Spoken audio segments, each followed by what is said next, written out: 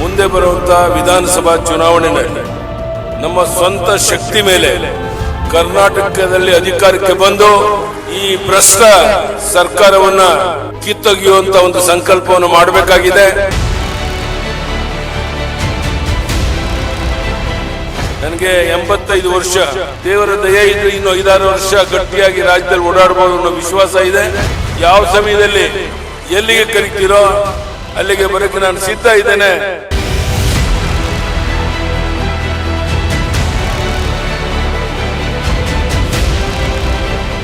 ಸ್ನೇಹಿತರೆ, ಈ ಸಂಜೆ ನ್ಯೂಸ್ಗೆ ಸ್ವಾಗತ. ನಿನ್ನೆ BS ಯಡಿಯೂರಪ್ಪನವರು ಆಡದಂತ ಒಂದೇ ಒಂದು ಮಾತು ರಾಜ್ಯ ರಾಜಕೀಯದಲ್ಲಿ ಹೊಸ ಸಂಚಲನವನ್ನ ಸೃಷ್ಟಿ ಮಾಡಿದೆ.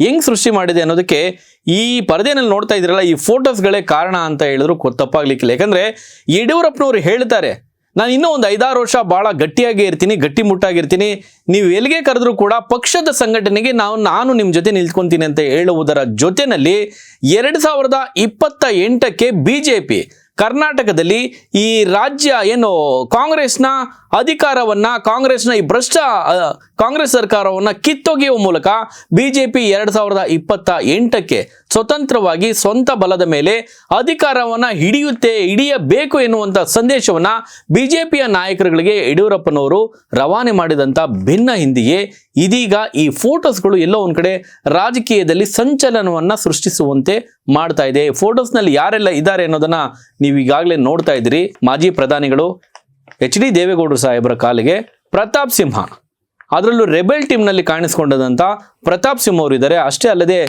ಕಾಲಿಗೆ ನಮಸ್ಕಾರ ಮಾಡ್ತಾ ಇದ್ರೆ ತಪ್ಪೇನಿಲ್ಲ. ಹಿರಿಯ ರಾಜಕಾರಣಿ, ನಮ್ಮ ನಾಡ ಕಂಡಂತ ಒಬ್ಬ ನಮ್ಮ ಹೆಮ್ಮೆಯ ಪ್ರಧಾನಮಂತ್ರಿ, ಮಾಜಿ ಪ್ರಧಾನಮಂತ್ರಿಗಳು, ರೈತ ನಾಯಕ.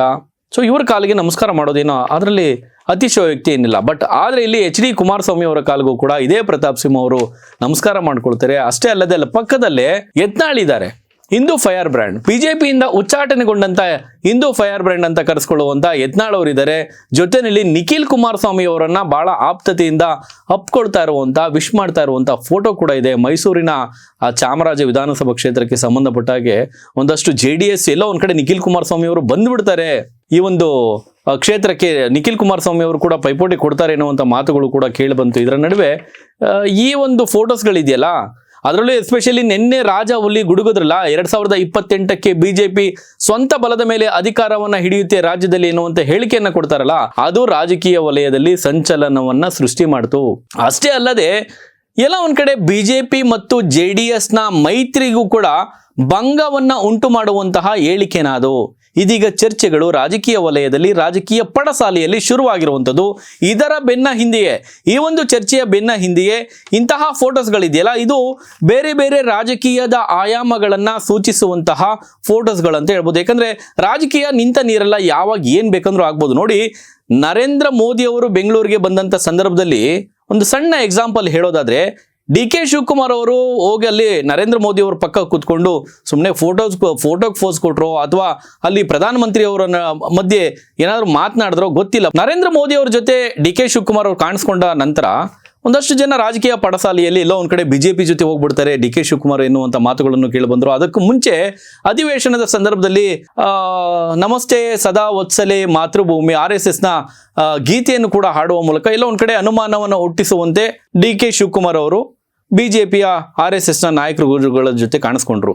ಸೊ ಅದಾದ್ಮೇಲೆ ರಾಜಕೀಯದಲ್ಲಿ ಏನೆಲ್ಲ ಈಗ ಬದಲಾವಣೆ ಆಗ್ತಾ ಇದೆ ನಿಮ್ಮೆಲ್ಲರಿಗೂ ಕೂಡ ಗೊತ್ತಿರುವಂತ ವಿಚಾರ. ಹಾಗೆಯೇ ವಿಚಾರಕ್ಕೆ ಬರೋದಾದ್ರೆ ನೋಡಿ, ಇಲ್ಲಿ ಪ್ರತಾಪ್ ಸಿಂಹ ಅವರು ಜೊತೆಯಲ್ಲಿ ಬಿಜೆಪಿಯ ರೆಬೆಲ್ ಟೀಮ್ ಆಗಿರುವಂತ ಮುಂಚೂಣಿಯ ನಾಯಕ ಅಂತ ಹೇಳ್ಬೋದು. ಯಾಕಂದ್ರೆ ಉಚ್ಚಾಟನೆ ಆಗ್ತಾರೆ, ಸುಮ್ನೆ ಉಚ್ಚಾಟನೆ ಆಗೋದಿಲ್ಲ. ಬಿಜೆಪಿ ಯಾವಾಗ್ಲೂ ಅಪ್ಪ ಮಕ್ಕಳ ಬಗ್ಗೆ ವಿರೋಧವಾಗಿ ಹೇಳಿಕೆಗಳನ್ನ ಕೊಡ್ತಾ ಬಂದಂತ ಯತ್ನಾಳ್ ಅವರನ್ನ ಬಿಜೆಪಿಯಿಂದ ಉಚ್ಚಾಟನೆ ಮಾಡ್ತಾರೆ. ಅದಾದ ನಂತರ ಬಿಜೆಪಿಯ ರೆಬೆಲ್ ಟೀಮ್ ಕಟ್ಕೊಳ್ತಾರೆ.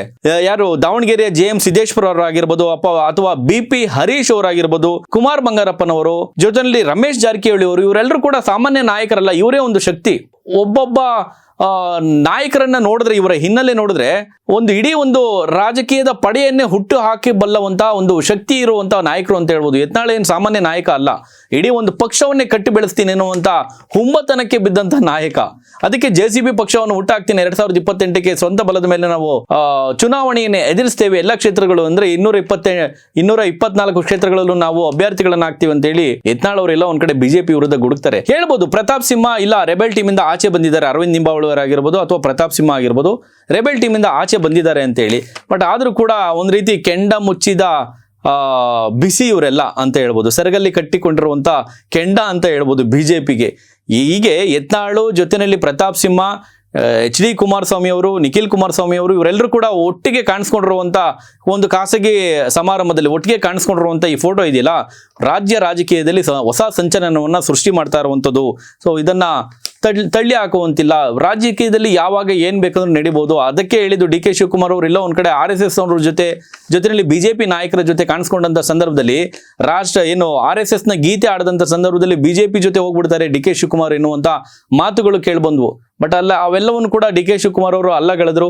ಈಗ ಮುಂದುವರೆದ ಭಾಗ ನಿಮ್ಮೆಲ್ರಿಗೂ ಕೂಡ ಗೊತ್ತಿರುವಂತೆ DK ಶಿವಕುಮಾರ್ ಅವರು ಕಟ್ಟ ಕಾಂಗ್ರೆಸ್ನ ನಿಷ್ಠಾವಂತ ನಾಯಕ ಎನ್ನುವಂಥದ್ದನ್ನ ಅವರೇನು ಪ್ರೂವ್ ಮಾಡುವಂತ ಅವಶ್ಯಕತೆ ಇಲ್ಲ. ಹೀಗೆ ಕೆಲವೊಂದ್ ಕಡೆ ಬಿಜೆಪಿಯ ರೆಬೆಲ್ ನಿನ್ನೆ ಆಗಿರುವಂತ ಬೆಳವಣಿಗೆಯ ಅದರ ಒಂದು ಬೆನ್ನ ಹಿಂದೆಯೇ ಬಿಜೆಪಿಯ ರೆಬೆಲ್ ಟೀಮ್ ಜೊತೆ ಪ್ರತಾಪ್ ಸಿಂಹ ಅವರಾಗಿರ್ಬೋದು, ಇಲ್ಲಿ ಯತ್ನಾಳ್ ಅವರಾಗಿರ್ಬೋದು, ಇವ್ರ ಜೊತೆ HD ಕುಮಾರಸ್ವಾಮಿ ಅವರು ಕಾಣಿಸ್ಕೊಂಡಿರುವಂಥದ್ದು ಮೈತ್ರಿಗೆ ಅಂದ್ರೆ JDS ಮತ್ತು ಬಿಜೆಪಿ 2028ಕ್ಕೆ ದೊಡ್ಡದೊಂದು ಕನಸನ್ನ ಕಟ್ಕೊಂಡಿದೆ. ಸರ್ಕಾರವನ್ನ ರಚನೆ ಮಾಡಬೇಕು, BJP JDS ನ ಒಂದು ಮೈತ್ರಿಯ ಮೂಲಕ ಕರ್ನಾಟಕದಲ್ಲಿ ಹೊಸದೊಂದು ಮನ್ವಂತರಕ್ಕೆ ಕಾರಣ ಆಗ್ಬೇಕು, ಸಾಕ್ಷಿ ಆಗ್ಬೇಕು ಎನ್ನುವಂತ ದೊಡ್ಡದೊಂದು ಕನಸಿದೆ. ಇದರ ನಡುವೆ ನಿನ್ನೆ BS ಯಡಿಯೂರಪ್ಪನವರು ಆಡದಂತ ಒಂದು ಮಾತು ಎಲ್ಲ ಒಂದ್ ಕಡೆ ಮೈತ್ರಿಗೆ ಭಂಗವನ್ನು ಉಂಟು ಮಾಡುತ್ತಾ ಜೊತೆಯಲ್ಲಿ ಅದಕ್ಕೆ ಪುಷ್ಟಿ ನೀಡುವಂತೆ ಇವತ್ತು ಯತ್ನಾಳ್ ಅವರು ಜೊತೆಯಲ್ಲಿ ಪ್ರತಾಪ್ ಸಿಂಹ ಅವರು ಕಾಲಿಗೆ ನಮಸ್ಕಾರ ಮಾಡ್ಕೊಳ್ತಾ ಇರುವಂತದ್ದು, ನಿಖಿಲ್ ಕುಮಾರಸ್ವಾಮಿ ಅವರ ಜೊತೆ ಅಪ್ಪಿಗೆ ಎಲ್ಲವೂ ಕೂಡ ರಾಜಕೀಯ ಪಡಸಾಲಿಯಲ್ಲಿ ನಾನಾ ರೀತಿಯ ಚರ್ಚೆಯನ್ನ ಹುಟ್ಟು ಹಾಕ್ತಿದೆ. ಸ್ನೇಹಿತರೆ, ಈ ಒಂದು ಫೋಟೋಗೆ ಸಂಬಂಧಪಟ್ಟಾಗೆ ನಿಮ್ಮ ಅನಿಸಿಕೆಯನ್ನು ಕಮೆಂಟ್ ಮಾಡಿ. ನೋಡ್ತಾರೆ ಈ ನ್ಯೂಸ್, ಇದು ಸಮಸ್ತ